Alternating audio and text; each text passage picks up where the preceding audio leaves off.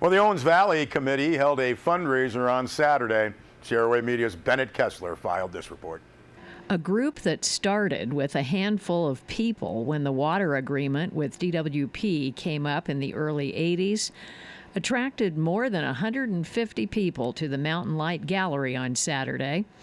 The Owens Valley Committee stands as one of the only citizens groups in Inyo County that has fought, sometimes in court, to protect Owens Valley environment. Longtime members and other supporters were there Saturday, along with some officials, although no county supervisors were spotted. The event was the committee's major fundraiser for the year. A silent auction took place, and Metabolic Studio had agreed to match funds raised. Hopeful news for a group that functions solely on donations. Past president of OVC, Alan Baycock, spoke briefly and handed the microphone to new president, Mary Roper, Inyo's former county clerk and long a fighter for the environment and ethical government. The crowd took a seat to watch a short film on the Owens Valley Committee, featuring some of its members and their feelings about the importance to fight for what we have in the valley. The featured speaker of the evening was Bill Powers, a San Diego engineer and team member of the organization Solar Done Right, which is described as a, quote, coalition of public land activists, solar power and electrical engineering experts, biologists, and others who view with concern the rush to develop our few remaining wild lands for industrial solar energy, end quote. This same issue has recently concerned the Owens Valley Committee and many others who now witness Inyo County's attempt to put in writing 14 planned areas for industrial-size solar. Mr. Powers' mantra includes conservation of energy, generation of renewable energy at or near the point of use, and generation of renewable energy on a larger scale within the already built-up environment. The How to Do Solar Right website says, quote, we contend that a mixture of these techniques can meet our electrical energy needs without the need for large, remote, concentrating solar projects, end quote. In his talk at Saturday's event, Powers pointed out that California has set renewable energy goals for utilities and others. He also pointed to the fact that government subsidies and policies have encouraged large-scale solar.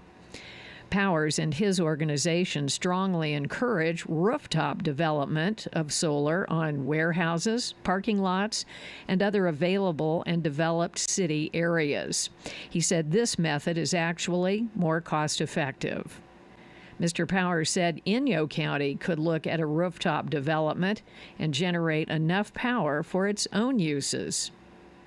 As for fighting plans by the Los Angeles Department of Water and Power, Mr. Powers said that the story has to be pitched in Los Angeles. He said Mayor Garcetti campaigned on expanding LA's rooftop solar development, which could take the place of industrial solar in the Owens Valley. Bob, back to you.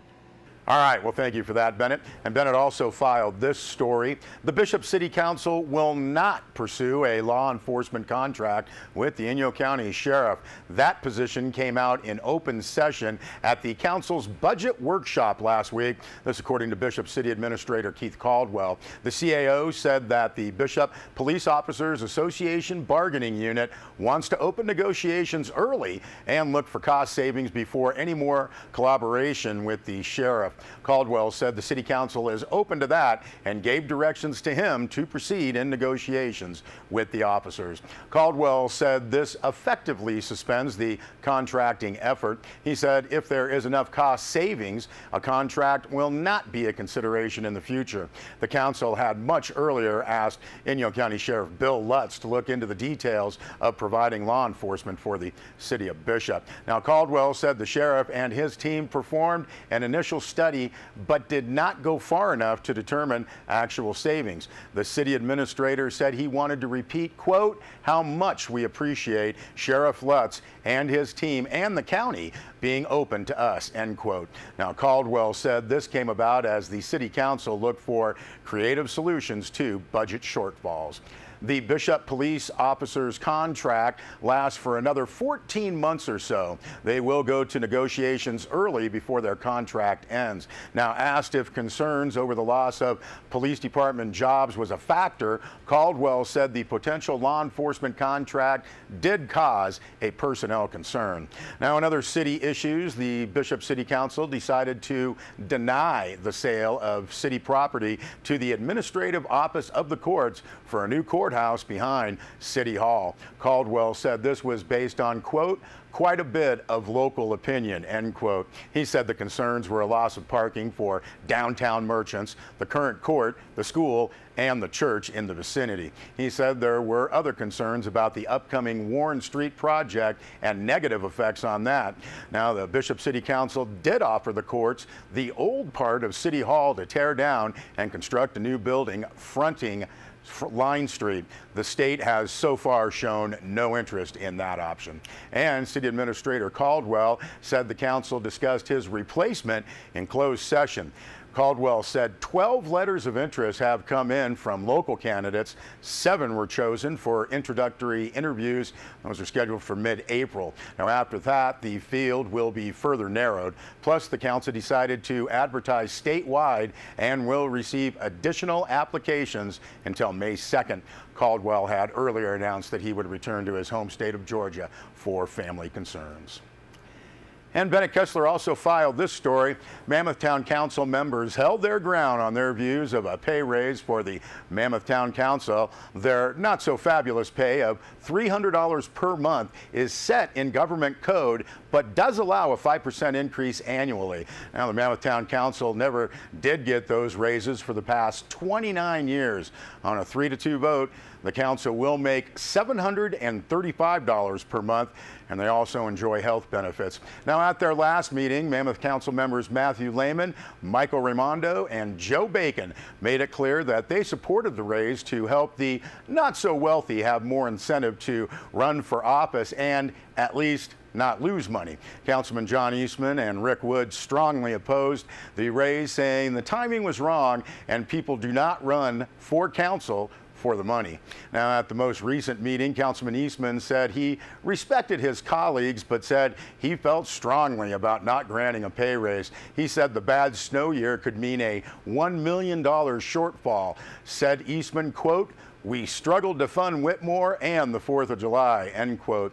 He said on one hand, the council asked for employees to make sacrifices, and on the other hand, now want a 245% salary increase. Delay this, he said, until town government stabilizes.